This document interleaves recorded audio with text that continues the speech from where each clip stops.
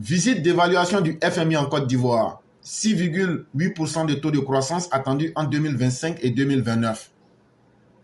Vous vous souviendrez, il y avait, peut-être c'était la semaine passée, je lisais un article et j'ai parlé du taux de croissance et l'État avait déjà plafonné son taux de, le niveau de croissance de l'économie jusqu'en 2026. Mais maintenant, le FMI vient d'avoir un travail d'évaluation avec les autorités ivoiriennes. Ils disent même que ça ne sera plus 2026, mais ça sera maintenant jusqu'en 2029. C'est cet article-là qu'on va lire pour comprendre les détails. Une délégation du Fonds monétaire international, conduite par Olaf Anteroberdoster, a été reçue par Niale Kaba, ministre de l'économie et du plan du développement, hier jeudi à son cabinet. On dit qu'il y a des gens du FMI qui sont venus, des patrons.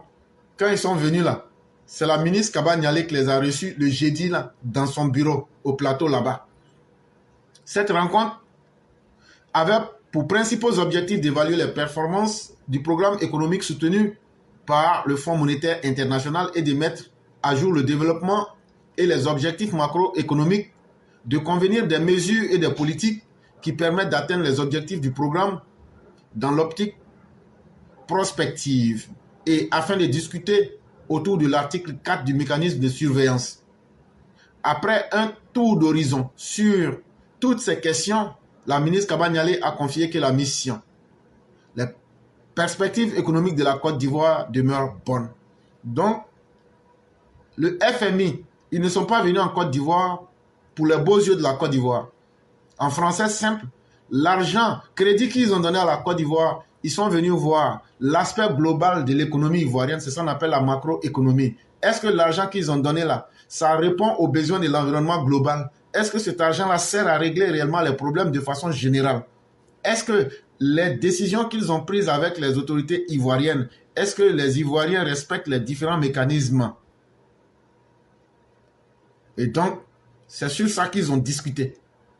L'activité économique continue de bénéficier de la stabilité sociopolitique et sécuritaire, de la poursuite de la mise en œuvre du PND 2021-2025, notamment la poursuite des réformes de l'environnement des affaires nécessaires à l'accompagnement efficace de l'économie et de la politique volontariste d'investissement dans les secteurs porteurs de croissance. Et ce qu'ils ont constaté, c'est que grâce à la paix, grâce à la sécurité, l'économie bouge. Parce que sans paix et sans sécurité, il n'y a pas d'économie.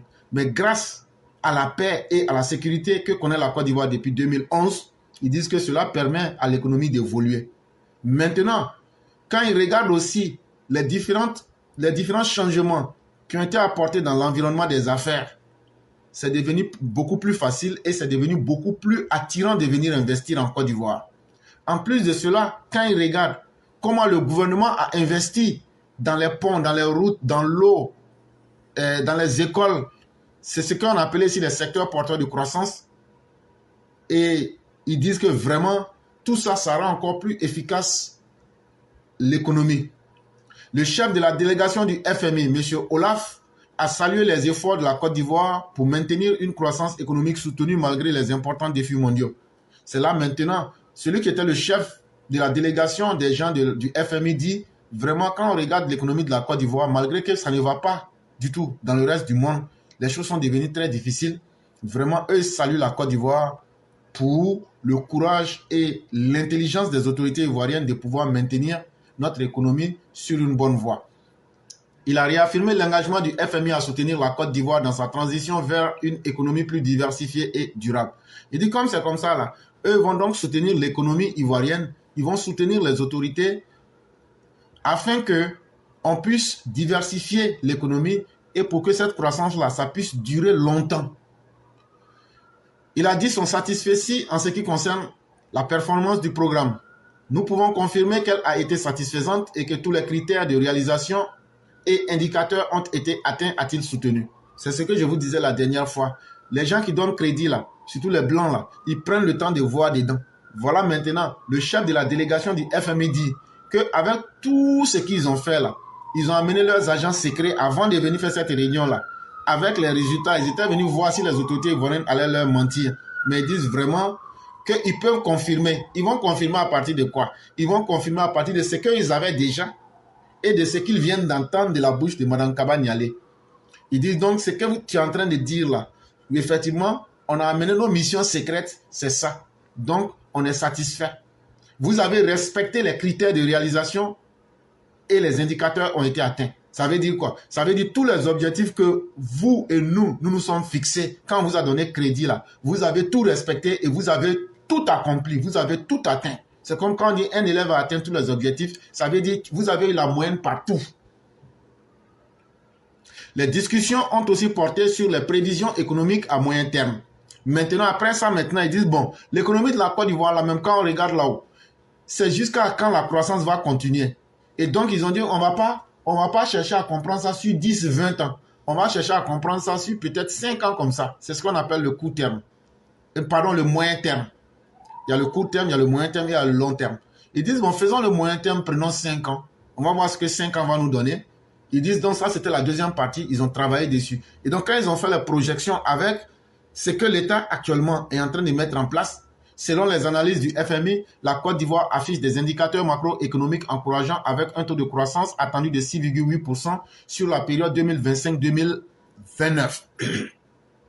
Il dit donc, quand ils font leurs projections, si les autorités ivoiriennes restent comme ça, maintiennent l'économie comme ça, là, jusqu'en 2025 et 2024, c'est-à-dire 4 ans, 5 ans, l'économie ivoirienne, là, la croissance va continuer et elle sera de 6,8% jusqu'en 2029.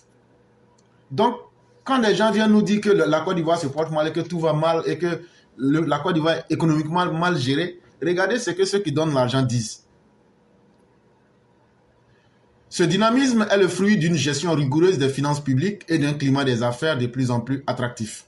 Et donc, il n'y a pas de miracle. C'est parce que les autorités, comme le dit le FMI, ont pu maintenir la paix, ont créé un environnement des affaires qui devient de plus en plus attractif et favorable, même si tout n'est pas le paradis, mais c'est déjà mieux que hier et ça peut toujours s'améliorer. Mais aussi, la bonne gestion des finances publiques est devenue aujourd'hui la marque même déposée de l'État ivoirien, qui fait aujourd'hui que plutôt que de prendre l'argent pour mettre dans les poches des individus qui ne le méritent pas, on met cela dans des projets de développement et ça aide le pays, ça aide les Ivoiriens.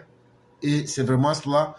Le régime en place n'est pas là pour chercher à bouffer, ils sont là plutôt pour aider les Ivoiriens dans leur ensemble.